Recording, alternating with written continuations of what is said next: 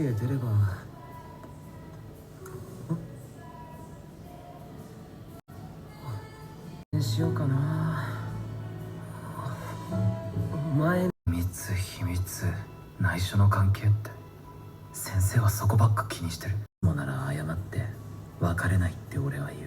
the chance that's getting a little bit of this, a little bit of this?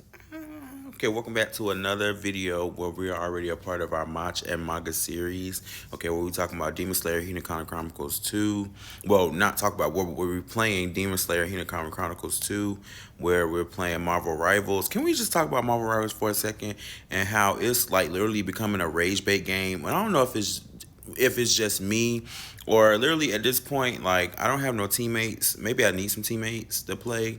I've really just reached gold 3, and I know that's still like maybe like a low ranking. I don't know where Celestial and all them other rankings and stuff, because I get frustrated so easily, especially like when people be throwing the game. And sometimes like when I have my character, like I just scroll my character over to the characters that just be throwing the game, and especially like the characters that be like Jeff mains or like heels, and they would literally like sacrifice your whole team. Like your team is about to make the last point, and they would throw their Jeff ult and literally like take you and your whole team off the map and cause y'all to lose. And that's like so frustrating to me. But mainly we have been focusing on BL, anime, and manga. Okay, we have been talking about the summer that Hikaru died. We were talking about Dandadan, and now we're focusing on Tadaima Okaeri and Twilight Out of Focus. Today we're talking about Twilight Out of Focus, and we're talking about episode 2, which is called Pick Me. Which I really don't like the title of this episode, because we really don't like nothing about a pick me. And it's literally not in like a literal, well, yes it is. It's in a literal sense. Pick me. Which I don't know how I feel about that.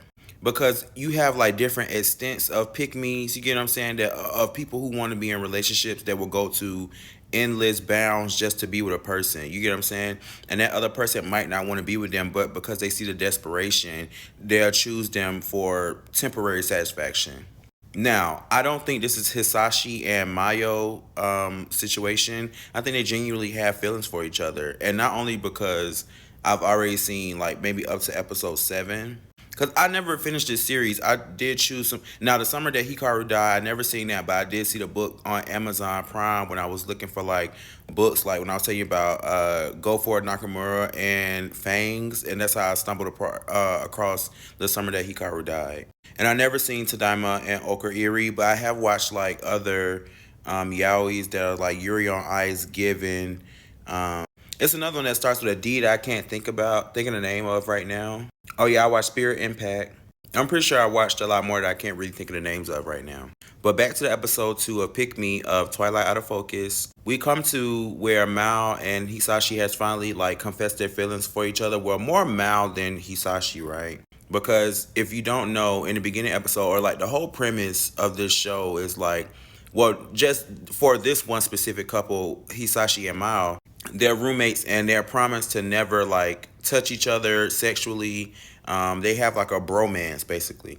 Now Hisashi is gay, but technically we learning now that Mao isn't gay. But I guess Hisashi is turning Mao out. I guess not. I guess because Mao seems like he's heads over heels for Hisashi. Not really, but kind of. Just the way that they're narrating the lines, you know.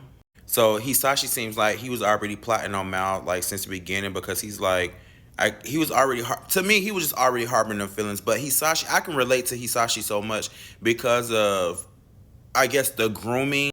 Like when you have a rough upbringing and you don't really understand your sexuality or understand what you got going on in your life, and you grew up hard, you know what I'm saying? So it's hard to guide your love or understand what people are trying to offer you, or for lack of better terms, older people preying on younger gays. And I am a victim of that.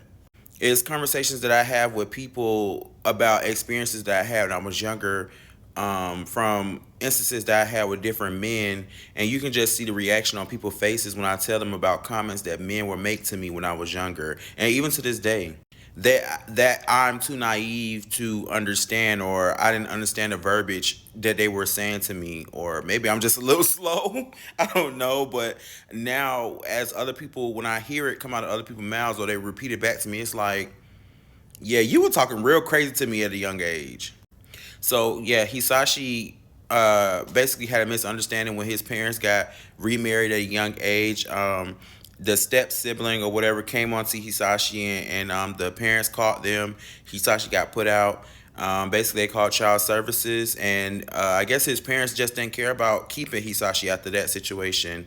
So one of the teachers picked up Hisashi and abused him. Realistically. And I don't want to say that I'm finding an overarching theme in like most of these BLs, because I'm not. Because Yuri on Ice isn't really like that, but for like Twilight Out of Focus, Banana Fish, and many more, animes, they have like tragic backstories, as being a queer person. So Hisashi's teacher took him in at a young age, and they were doing explicit things. And he was 15 years old.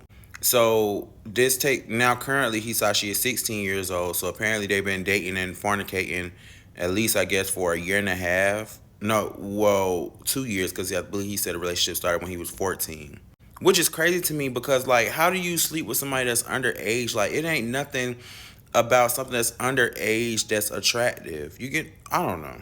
It's very weird. Like underage people, like their mind ain't developed, their body not developed. What would attract you to a child? Like that's so disgusting. And that can even like go down to like the house parents thing and like the ballroom community. And that's not for them to catch a stray. It's just I've been seeing a lot of conversations now, especially like being a part of the X/Twitter community, where I can see a lot of people who had ballroom parents, and I'm not per se a victim of this, but had ballroom parents that wanted to sleep with them. You get what I'm saying? Take them in, and you're supposed to be nurturing and guiding this young queer person, but you have ulterior motives because you find them attractive.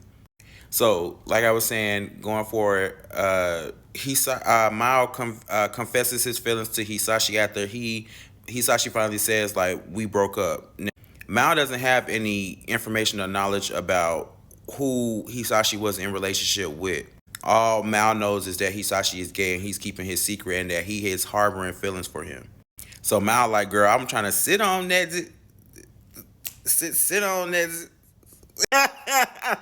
So after they have like this very close moment situation, after like Hisashi is hurt, like Mao is trying to like comfort him and help him, feel better about the situation.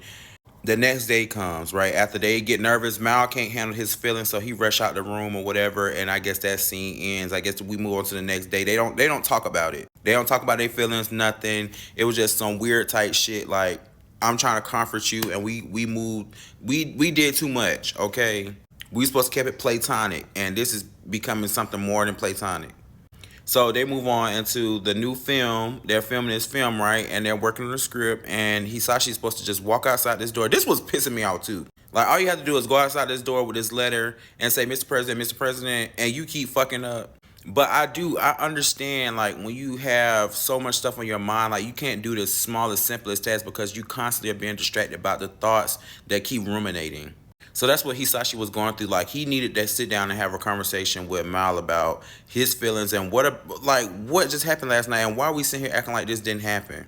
Now, granted, it's some people in the world that can like literally sleep with you and then the next day act like they don't know you. Now they have like some type of superpower that I was not gifted. Okay, and I don't necessarily think this is the situation that Mao and Hisashi are going through. I feel like they both know what the real is. And Mao just needs more time to process his emotions when it comes to not only being a rebound to Hisashi, but understanding his own feelings as, I guess, a newly queer person.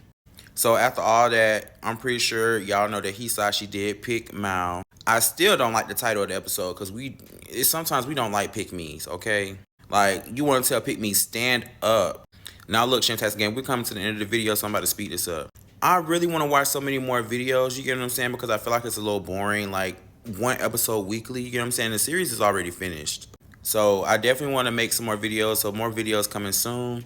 I hope you enjoyed this review, and I hope that you're watching Twilight Out of Focus with me and Tadaima Okaeri.